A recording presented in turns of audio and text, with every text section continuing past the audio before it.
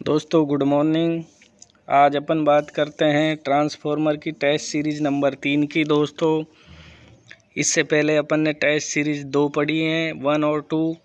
प्रत्येक test series में दोस्तों 30 क्वेश्चन अपन लेकर आते हैं जो प्रतियोगी परीक्षाओं के भी आपसे बहुत ही महत्वपूर्ण होते हैं दोस्तों। और अपन संपूर्ण ट्रांसफॉर्मर टॉपिक के आपने देखा होगा प्रतियोगी परीक्षाओं में 5 से 10 क्वेश्चन आते हैं दोस्तों। किसी प्रतियोगी परीक्षा में 15 से 20 क्वेश्चन भी आते हैं और ये टॉपिक बहुत ही महत्वपूर्ण है दोस्तों। इसी प्रकार अपन इसकी 10 से टेस्ट सीरीज लेके आएंगे दोस्तों। आज टेस्ट सीरीज नंबर 3 को देखते हैं दोस्तों। इसके सभी क्वेश्चन ट्रांसफॉर्मर की ईएमएफ इक्वेशन व ट्रांसफॉर्मेशन रेशो से लिए गए हैं दोस्तों। आपका engineer PC sir Ghosrana PC electrical channel में आपका स्वागत करता है दोस्तों। पहला क्वेश्चन देखते हैं दोस्तों। एक ट्रांसफॉर्मर में के का मान 1 से अधिक है, इसका अर्थ है। तो मैंने आपको बताया था दोस्तों थ्योरी की क्लास में के का मान 1 से अधिक स्टेप अप के लिए रहता है, 1 से कम स्टेप डाउन ट्रांसफॉर्मर के लिए रहता है। तो 1 से अधिक है, इसका अर्थ क्या है? N1 बराबर N2 है, दोनों वाइंडिंगों में घेरों की संख्या समान है। दूसरा है प्राइमरी में घेरों की संख्या समान है, सेकेंडरी में कम है। तीसरा सी ऑप्शन है, सेकेंडरी में घेरों की संख्या अधिक है, प्राइमरी में कम है। तो ये सही होगा दोस्तों, क्योंकि के का मान 1 से अधिक स्टेप अप के लिए रहता है और स्टेप अप ट्रांसफॉर्मर वह होगा जिसके सेकेंडरी में घेरों की संख्या अधिक होगी प्राइमरी से। तो इस क्वेश्चन का आंसर, पहले क्वेश्चन का आंसर सी आ जाएगा दोस्तों, क्योंकि स्टेप अप में आपको पता है दोस्तों स्टेप अप ट्रांसफॉर्मर में के का मान 1 से अधिक होता है। और ये कब होगा? जब अपना सेकेंडरी में घेरों की संख्या अधिक होगी, किससे? प्राइमरी से दोस्तों। और सेकेंडरी का ईएमएफ भी अधिक होगा प्राइमरी से। चलो दोस्तों सेकंड क्वेश्चन देखते हैं।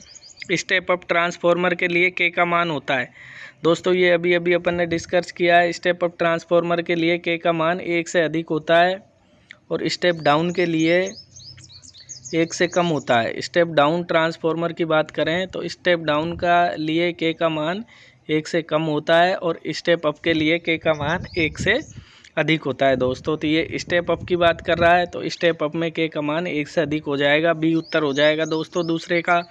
तीसरा क्वेश्चन देखते हैं दोस्तों, थर्ड क्वेश्चन देखते हैं। V2/V1 लेस देन है 1 होता है, V2/V1 1 से छोटा होता है तब ट्रांसफॉर्मर होता है दोस्तों। तो V2/V1 अपना 1 से छोटा होगा तब अपना ट्रांसफॉर्मर कौन सा होगा दोस्तों? तो ये आपको देखना है दोस्तों V2/V1।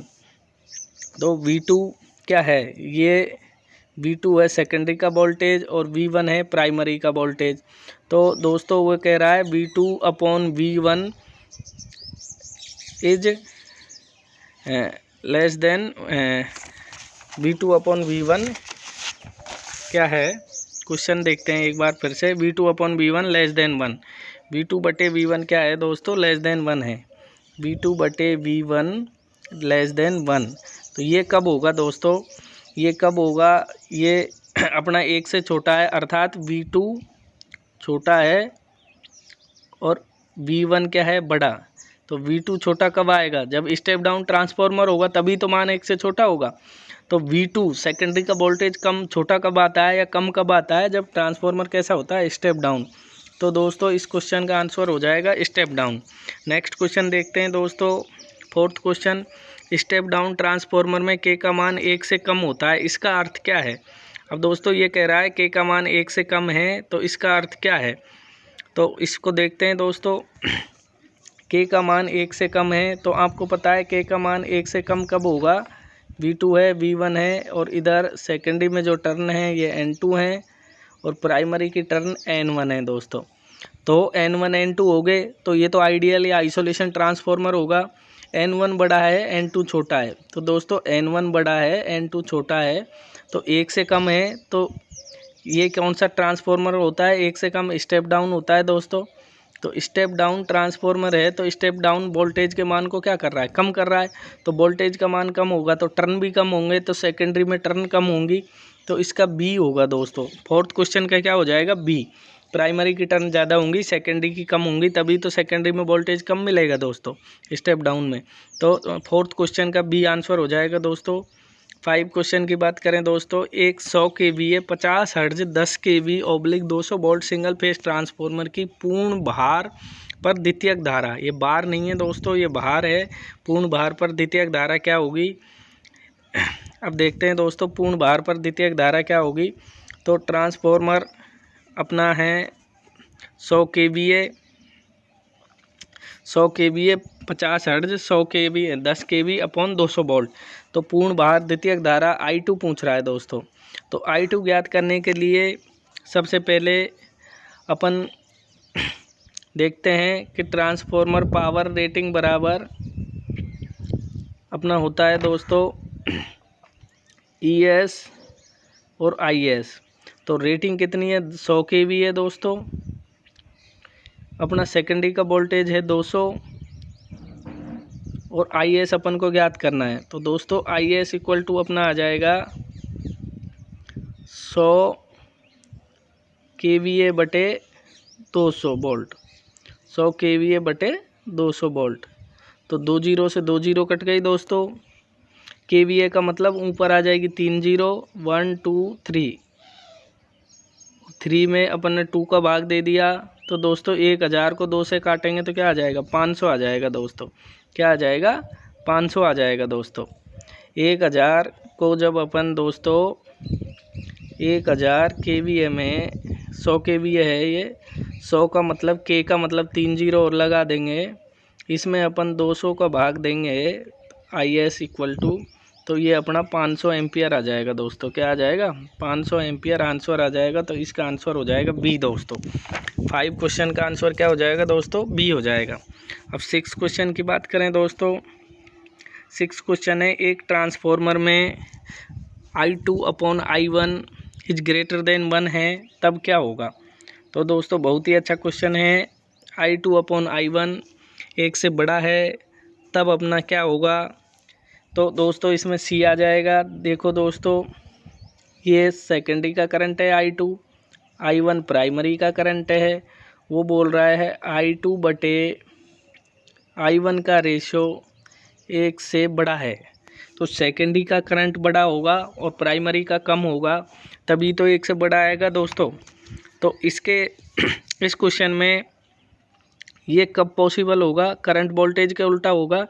ये जब पॉसिबल होगा जब V1 बटे V2 क्या होगा 1 से बड़ा होगा, क्योंकि करंट वोल्टेज के विलोमानुपाती होता है। तो V1 V2 1 से बड़ा होगा तब जाके V1 V2 1 से छोटा होगा।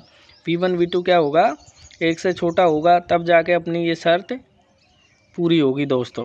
तो इस 6 क्वेश्चन का सी आ जाएगा दोस्तों। क्या आ जाएगा सी आ जाएगा।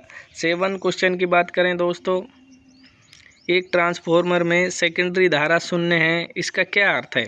सेकेंडरी की धारा शून्य है, इसका क्या अर्थ है। ट्रांसफॉर्मर पर पूर्ण भार संयोजित है, ये हो ही नहीं सकता दोस्तों। पूर्ण भार संयोजित होता है तो उसको सेकेंडरी धारा शून्य थोड़ी कह सकते हैं, वो तो धारा रहेगी। ट्रांसफॉर्मर पर कोई भार नहीं है दोस्तों, तो ये इसका सही आंसर है बी। ट्रांसफॉर्मर पे जब कोई भार नहीं लगा होता तो उसे अपन कहते हैं सेकेंडरी धारा क्या है शून्य है दोस्तों। ट्रांसफॉर्मर की सेकेंडरी कुंडली शॉर्ट है, लोहे हानि बराबर ताम्र हानि है दोस्तों। ये सभी गलत हैं, केवल बी सही है। ट्रांसफॉर्मर की सेकेंडरी धारा शून्य कब होगी, जब ट्रांसफॉर्मर पर कोई भार संयोजित नहीं होगा दोस्तों। अगला क्वेश्चन देखते हैं दोस्तों। एक 500 kVA क्षमता के ट्रांसफॉर्मर में V1 250 वोल्ट है, के का मान 10 है। तो ट्रांसफॉर्मर की सेकेंडरी में पूर्ण भार धारा का मान होगा। तो ये दोस्तों भार है, बार नहीं है, पूर्ण भार धारा का मान होगा भार। तो दोस्तों I2 पूछ रहा है, तो I2 बराबर निकालने के लिए दोस्तों अपन पहले I1 निकालेंगे। I1 कैसे निकालेंगे, ट्रांसफॉर्मर की rating 500 kVA equal to V1 250 into I1। तो यहाँ से अपन दोस्तों I1 कैलकुलेट करेंगे। I1 यहाँ से अपन कैलकुलेट करेंगे दोस्तों।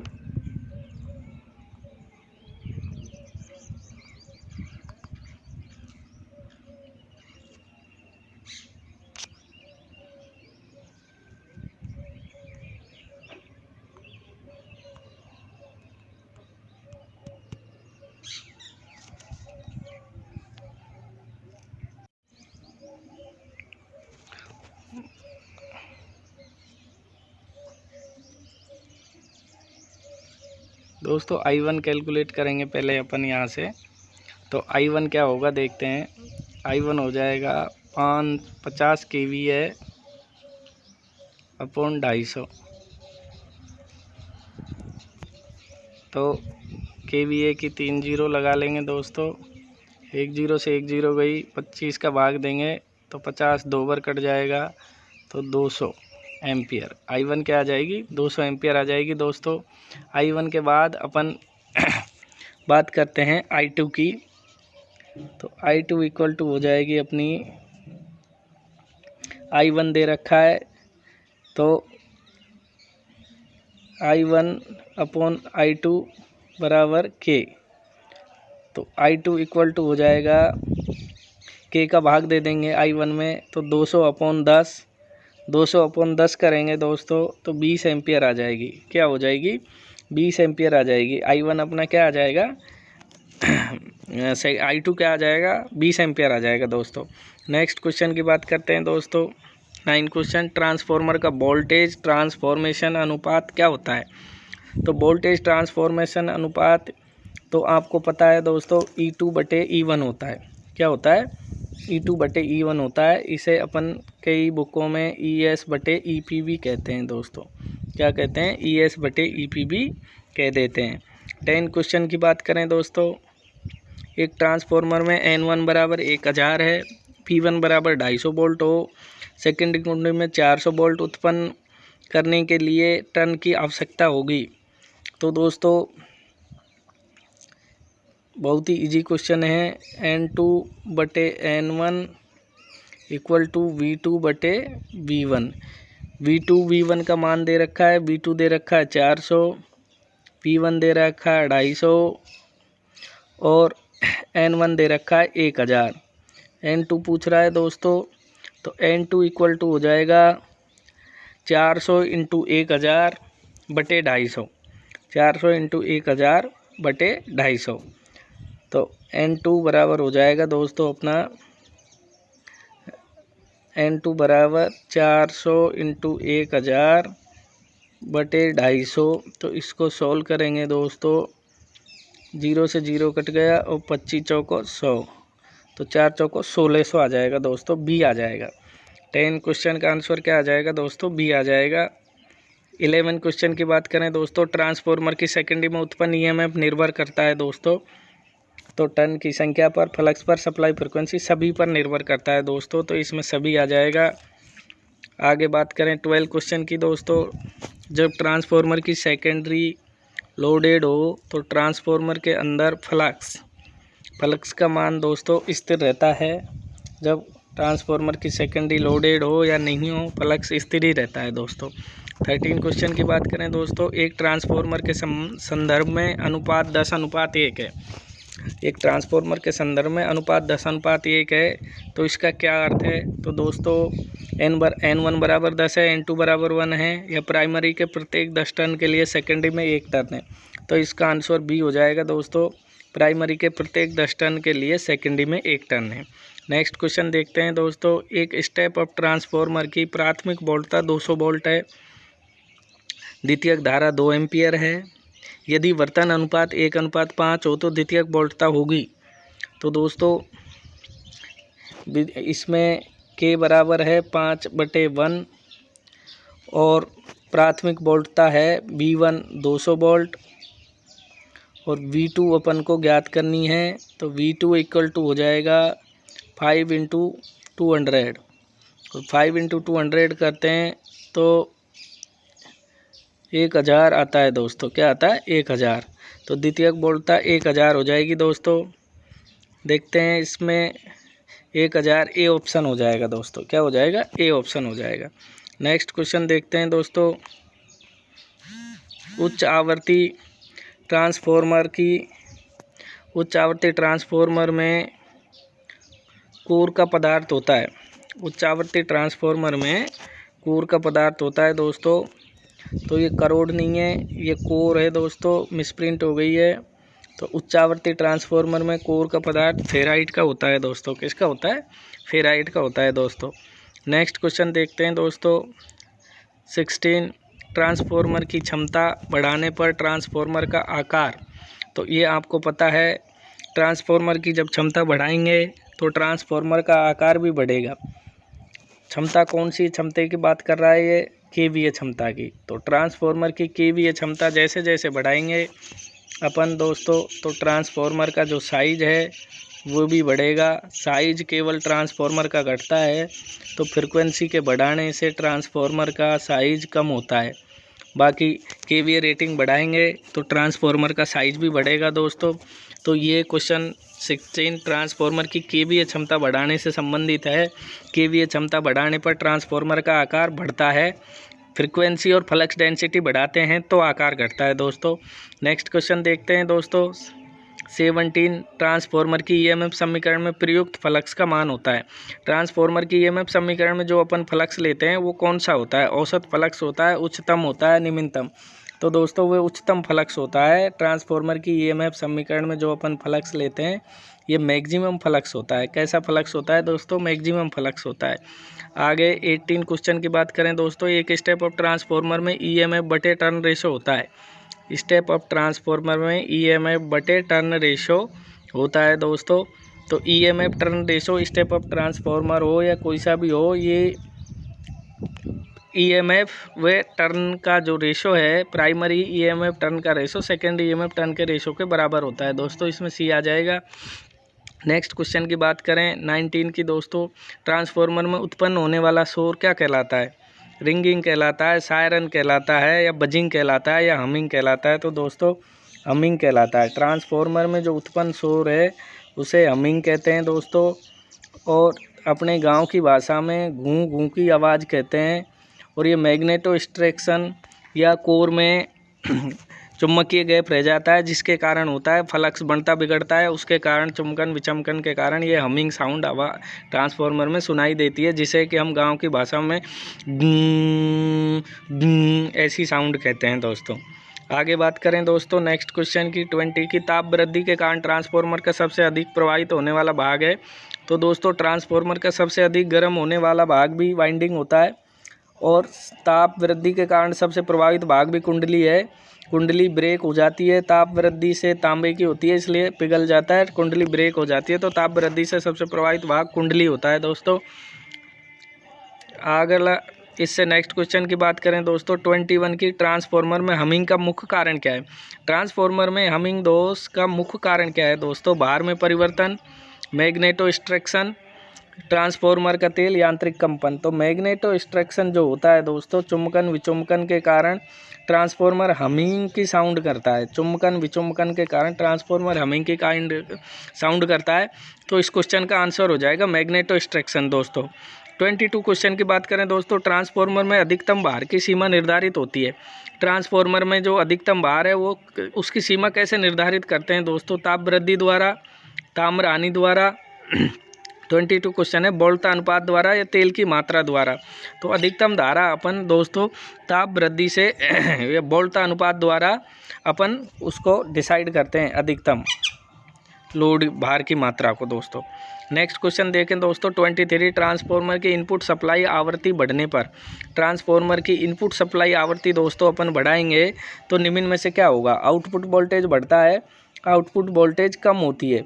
तो इनपुट सप्लाई आवृत्ति बढ़ाने पर अपना जो आउटपुट वोल्टेज है, सेकेंडरी वोल्टेज, ये क्या होगा? कम होता है दोस्तों। नेक्स्ट क्वेश्चन देखते हैं दोस्तों 24, सप्लाई फ्रिक्वेंसी बढ़ने पर ट्रांसफॉर्मर की रेटिंग घटती है, रेटिंग बढ़ती है, रेटिंग अपरिवर्तित रहती है, क्या होता है? तो 24 में दोस्तों क्या हो जाएगा? उपरोक्त में से कोई नहीं। सप्लाई फ्रिक्वेंसी बढ़ाने से क्या होगा? रेटिंग पे कोई प्रभाव नहीं पड़ता दोस्तों, आउटपुट वोल्टेज कम हो जाता है केवल। नेक्स्ट क्वेश्चन देखते हैं दोस्तों, एम्पलीफायर की तुलना करने पर ट्रांसफॉर्मर आउटपुट वोल्टेज नहीं बढ़ा सकता, आउटपुट धारा नहीं बढ़ा सकता, आउटपुट शक्ति नहीं बढ़ा सकता। तो दोस्तों शक्ति नहीं बढ़ा सकता। एम्पलीफायर की जब तुलना अपन इससे करते हैं दोस्तों तो वोल्टेज भी बढ़ाता है एम्पलीफायर, करंट भी बढ़ाता है और एम्पलीफायर पावर को भी बढ़ाता है, परंतु ट्रांसफॉर्मर दोस्तों पावर को नहीं बढ़ाता। ट्रांसफॉर्मर पावर को नहीं बढ़ाता, इसलिए इसका आंसर सी आ जाएगा। आउटपुट शक्ति ट्रांसफार्मर नहीं बढ़ा सकता, वोल्टेज करंट बढ़ाता है दोस्तों, तो एम्पलीफायर की तुलना में सी कार्य ट्रांसफार्मर नहीं करता दोस्तों। अगला क्वेश्चन देखें दोस्तों, ज्यावक्रीय विद्युत वाहक बल उसे प्रेरित करने वाले फलक से कितना आगे होता है। तो जो ज्यावक्रीय का मतलब है एसी जो विद्युत वाहक बल ट्रांसफार्मर में स्थितिक प्रेरित एसी विद्युत वाहक बल बनता है, वे फलक से कितना डिग्री लैगिंग होता है या लीडिंग होता है दोस्तों, ये पूछने चाह रहा है क्वेश्चन। तो ये बहुत ही अच्छा क्वेश्चन है। इसमें 90 डिग्री लैग होता है, जो फलक्स है वो 90 डिग्री लैग होता है, 90 डिग्री लैग होता है प्रेरित ईएमएफ से। किससे? प्रेरित ईएमएफ से 90 डिग्री लैग होता है दोस्तों। अब नेक्स्ट क्वेश्चन देखें दोस्तों, यदि ट्रांसफार्मर को इनपुट वोल्टेज 100 वोल्ट तथा आउटपुट वोल्टेज 200 वोल्ट है, इनपुट वोल्टेज 100 वोल्ट है, आउटपुट 200 वोल्टेज, तब कौन सी साइड ट्रांसफार्मर की प्राइमरी होगी। तो आपको पता है इनपुट में 100 वोल्ट है, तो प्राइमरी जो होगी, जो निम्न वोल्टेज होगा, टर्न कम होंगे, करंट अधिक होगा। तो अब देखो दोस्तों, इसमें कौन सा आपका कथन सत्य बैठ रहा है ऑप्शनों में से। तो 100 वोल्टेज साइड प्राइमरी साइड होगी, प्राइमरी ट्रांसफार्मर प्राइमरी होगी, तो 100 वोल्ट साइड, ये भी सत्य कथन है, 100 वोल्ट साइड प्राइमरी होगी। दूसरी है 200 वोल्ट साइड, अधिकतम टर्न वाली, कम टर्न वाली। तो दोस्तों प्राइमरी में कम वोल्टेज है, तो कम टर्न वाली प्राइमरी साइड होगी। कौन सी होगी? कम टर्न वाली अपनी प्राइमरी साइड होगी दोस्तों। 28 क्वेश्चन देखते हैं दोस्तों। 28 क्वेश्चन देखते हैं, सबसे छोटा ट्रांसफार्मर कौन सा होगा। तो दोस्तों मैंने आपको बताया था, आवृत्ति जिसकी ज़्यादा होगी उसकी साइज क्या होगी ट्रांसफार्मर की, सबसे कम होगी दोस्तों। तो अब यहाँ पे आवृत्ति 200 हट जाए, 400 हट जाए, 50 हट जाए, 600 हट जाए, तो आवृत्ति ज़्यादा किस में? डी में। तो सबसे छोटा ट्रांसफार्मर कौन सा होगा? ये होगा। और सबसे बड़े की बात करें तो बड़ा वाला कौन सा होगा? सी होगा। इन सब में सबसे साइज में सबसे बड़ा ट्रांसफार्मर तो सी होगा दोस्तों, सबसे छोटा डी होगा। तो यहाँ सबसे छोटा पूछा है, तो इस क्वेश्चन का आंसर डी हो जाएगा दोस्तों। नेक्स्ट क्वेश्चन की बात करें दोस्तों, ट्रांसफार्मर में मुख्य या मेजर इंसुलेशन होता है। ट्रांसफार्मर के अंदर जो सबसे ज़्यादा इंसुलेशन होता है, मुख्य या मेजर इंसुलेशन जो अपन करते हैं दोस्तों, वो किस किस के बीच करते हैं? एलवी वाइंडिंग व कोर के मध्य, वाइंडिंग के फेरों के मध्य, एचवी एलवी के मध्य कोई नहीं। तो एलवी वाइंडिंग और दोस्तों कोर है, इसके मध्य अपन मेजर इंसुलेशन करते हैं। क्या करते हैं? मेजर इंसुलेशन करते हैं। मुख्य इंसुलेशन जो अपन करते हैं दोस्तों, वो मुख्य इंसुलेशन अपन एलवी वाइंडिंग और कोर के मध्य करते हैं। नेक्स्ट क्वेश्चन देखते हैं दोस्तों, ट्रांसफार्मर में कौन से कौन गौण या माइनर इंसुलेशन होता है। ट्रांसफार्मर में कौन, माइनर या गौण इंसुलेशन कहाँ होता है। तो दोस्तों ये क्वेश्चन में मिसप्रिंट है, कहाँ पर गौण व माइनर इंसुलेशन होता है, मतलब कम इंसुलेशन की आवश्यकता कहाँ पे पड़ती है दोस्तों। तो ये देखते हैं अपन, एलवी वाइंडिंग व कोर के मध्य, एचवी व एलवी के मध्य, वाइंडिंग की परतों के मध्य, वाइंडिंग की परतों व वाइंडिंग के फेरों के मध्य। तो दोस्तों इस क्वेश्चन में जो माइनर इंसुलेशन की जरूरत पड़ेगी अपन को, वाइंडिंग की परतों व फेरों के मध्य पड़ती है, तो डी ऑप्शन आ जाएगा दोस्तों। और मेजर इंसुलेशन अभी अपन ने 29 क्वेश्चन में डिस्कस किया था। मेजर इंसुलेशन एलवी वाइंडिंग व कोर के मध्य करते हैं, और माइनर इंसुलेशन अपन वाइंडिंग की परतों व वाइंडिंग के फेरों के मध्य करते हैं दोस्तों। तो आपको आज के 30 क्वेश्चन अच्छे लगे हो दोस्तों, तो आप इस वीडियो को अपने दोस्तों को शेयर करें, सब्सक्राइब करें, लाइक करें दोस्तों। धन्यवाद।